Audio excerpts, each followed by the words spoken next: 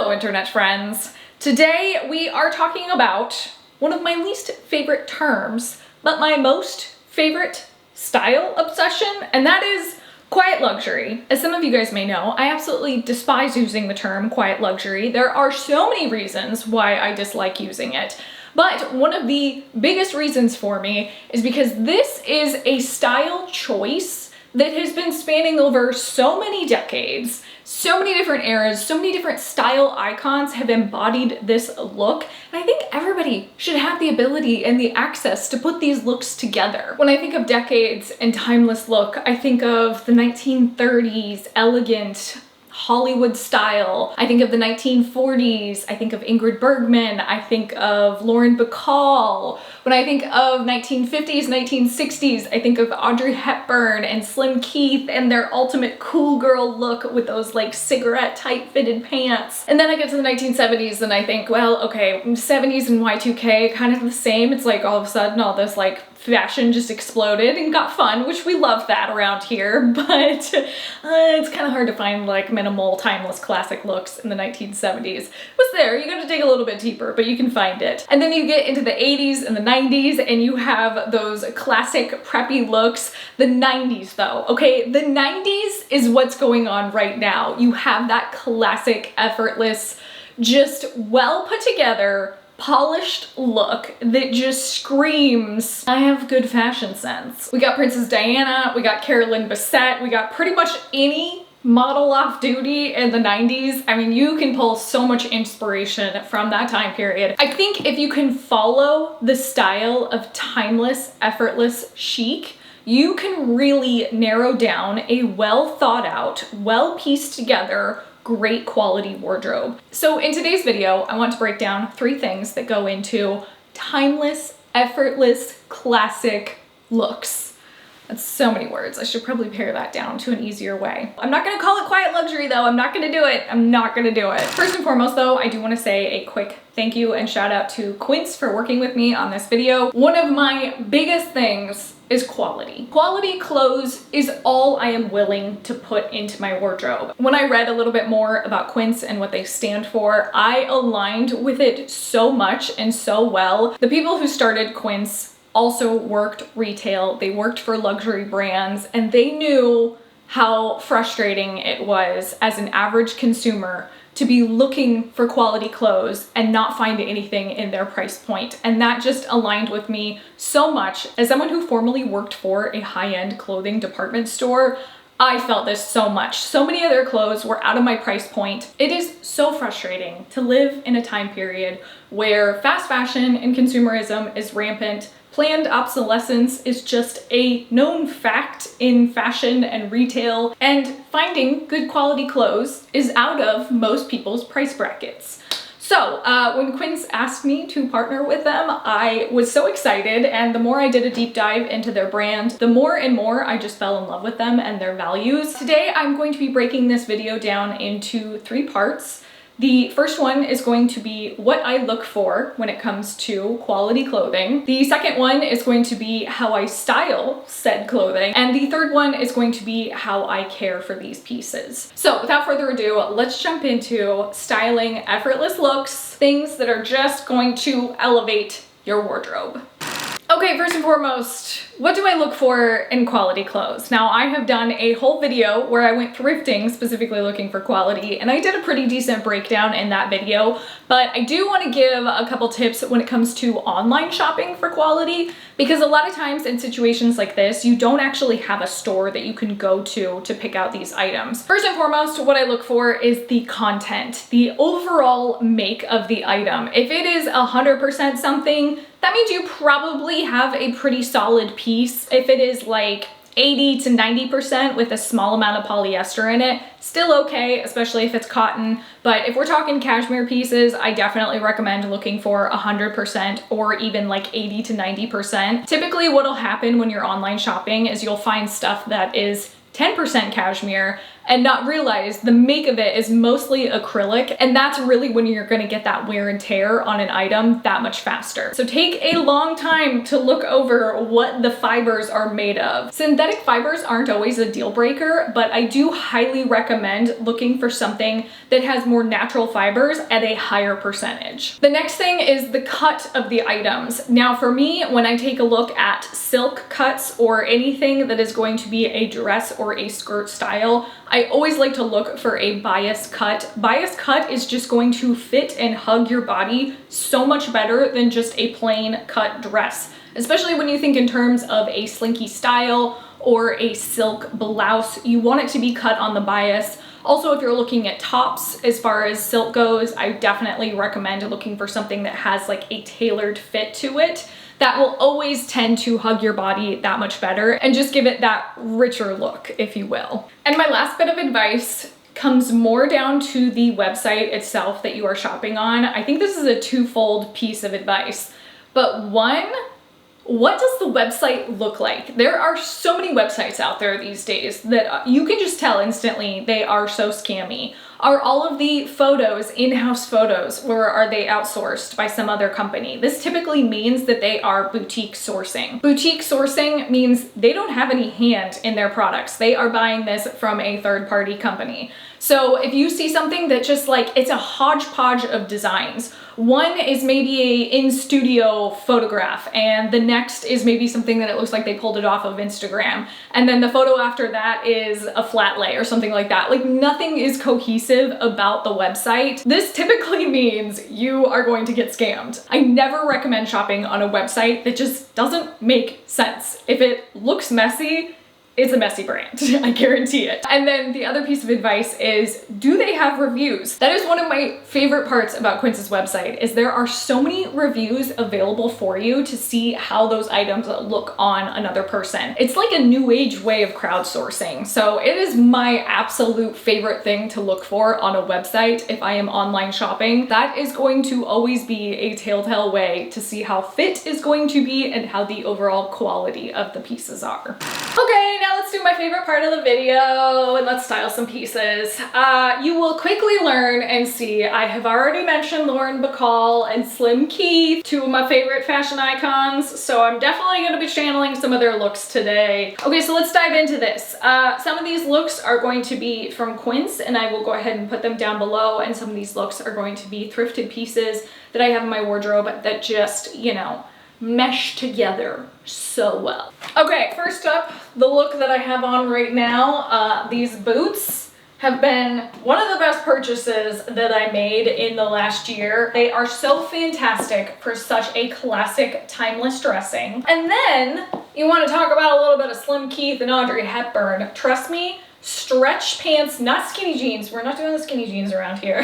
Stretch pants are such a timeless, effortless look. There are so many different ways to do a look like this, but it's pulling that inspiration from the 50s and the 60s with just that like classic cigarette style pant. That is always what I look for, because not only is it so easy to tuck into boots, but it is also something that if you want to create a little bit more of a timeless, almost like beatnik style outfit, that is a classic effortless look. I'm sorry, but Audrey Hepburn knew what she was doing and she did it so well, okay? Slim Keith, cigarette pants, just like, come on, this is like 1940s, 1950s. You can nail this look, and trust me, it looks so rich. One of my favorite ways though to bring it into this time period is doing something with like a little bit of strong shoulder, pull in the shoulder pads. Of course, you all know we have the 80s to thank for that, but like you throw in a pop of shoulder padding and trust me, you're gonna bring it into this decade. Monochromatic dressing, say no more. I am here for it. I think so many people think though in terms of monochromatic, they have to stick within the same color tone to a T, but the more you invest in your wardrobe and you get pieces that stay in the same color wheelhouse, it's a safe bet. It's always going to look so rich and so well put together if you can do some monochromatic looks. I love living by the 3-color rule, and I think something like this, throwing on one piece of black tone, is gonna look so good. Oh, you have the hood coming out of the back, and then you just have like a nice long line duster that moves with you. Oh my gosh, I love looks like this. It is so good. And then if you want to do the third color, just like a good pop of color. So you're sticking with the basic tones and then you throw on something that just like pops. It stands out. I am feeling this. I am very much feeling this. I just feel like Quince's collection is everything that I was doing for the last couple years. Just like a nice comfy knit sweater and then a slinky skirt or dress. I love this look. You cannot go wrong. I've officially moved into my Caroline Bessette era. This is such a timeless classic. And again, getting something that is cut on the bias is key to sanity. It is key to putting together a classic outfit. I love layering with slip dresses. It's all I tend to gravitate towards if I am dashing out the house and I don't want to put that much effort into my look, but I still want to look and feel like $1,000,000. I typically throw on a slip dress. It is my go-to piece. This to me, classic, timeless, effortless, except for, you know, when I like move around like an idiot and then it just takes all the timelessness out of it. You want to talk about my dream wardrobe coming true? Long line duster, silk on the bias cut dress. This is it right here. Like, I'm sorry, if I saw someone out and about wearing this, like I would stop and look and just be like, damn girl. Well played. Did anybody else watch the show The Watcher on Netflix?